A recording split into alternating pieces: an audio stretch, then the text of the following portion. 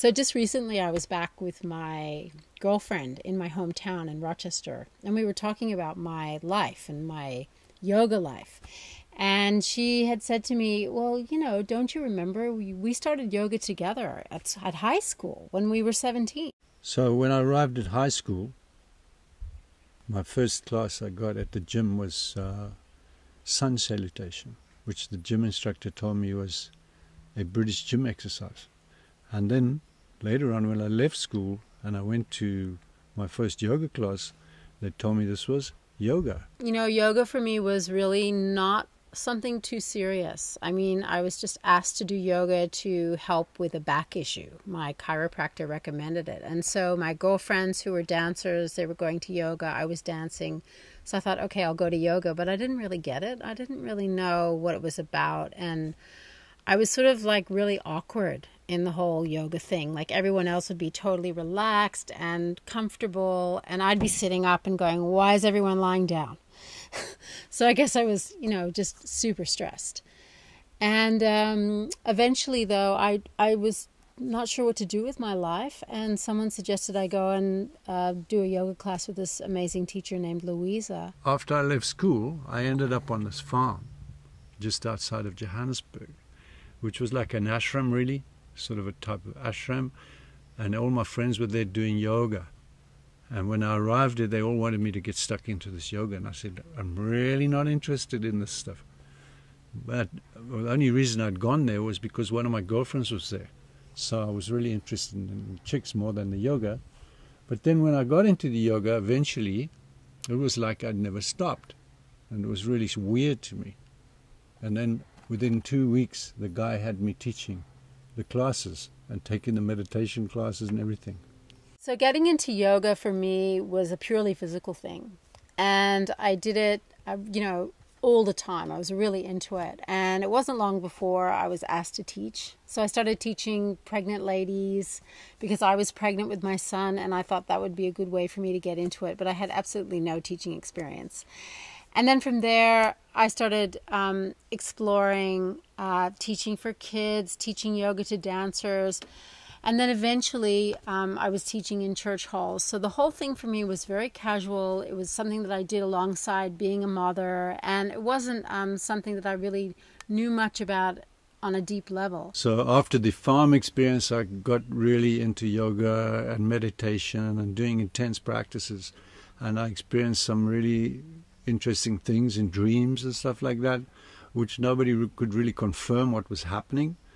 I then got married and did a whole karma yoga householder stint, which afterwards, when I was finished with that in 2004, I decided to go to India and ask some of the people in India what those experiences were that I'd experienced in my early years. I just happened to come across this teacher, Alan Finger, and he introduced me to what's called Ishta yoga.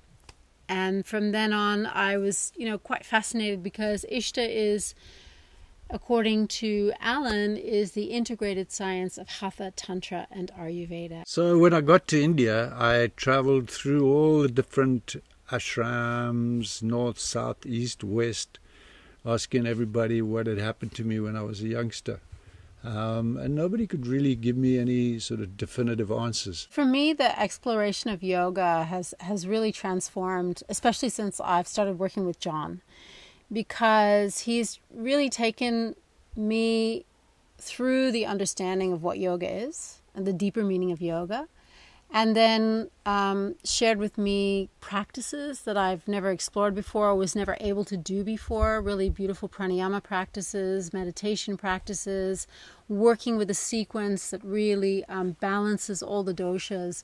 And it's just been an incredible opening and a huge journey for me beyond what I initially thought that yoga was. Eventually, I finally met my master, my teacher, who after he asked me a few things, and when I told him about this experience that I'd had, or some of the experiences I'd had, he didn't talk about it really initially, but then a few months later he said to me that was true initiation. When you're exploring the practices, you're exploring the poses, you discover that you're the root of everything.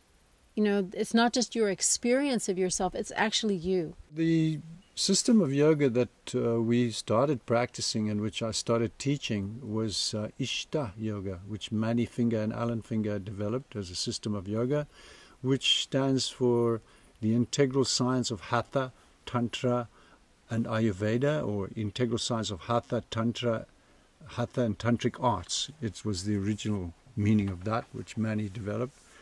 Then when you take that, the word Ishta in its original form means that which you love the most, that which you find the most desirous, the most worshipful, is your Ishta Dev, or Ishta Devata. And when you are one with your Ishta, or Ishta Deva, that is yogam.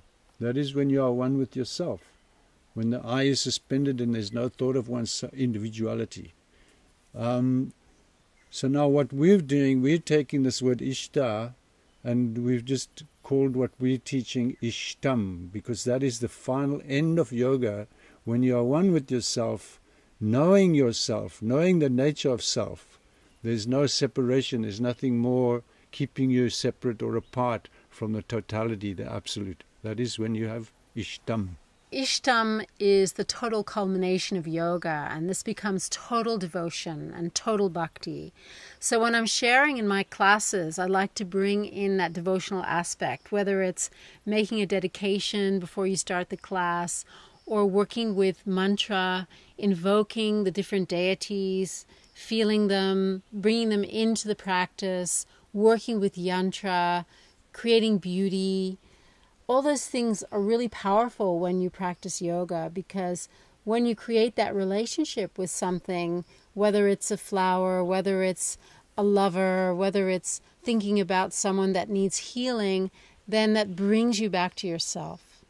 Ishtam consists of self-knowledge, Ishta Vidya, and then you have Ishta Yoga, which is yoga exercise, and then you have Ishta Kriya, which are the Kriya practices of breathing and meditation. And then there's Ishtamala, which is a simple practice of Hatha yoga exercises, a sequence that one repeats every day.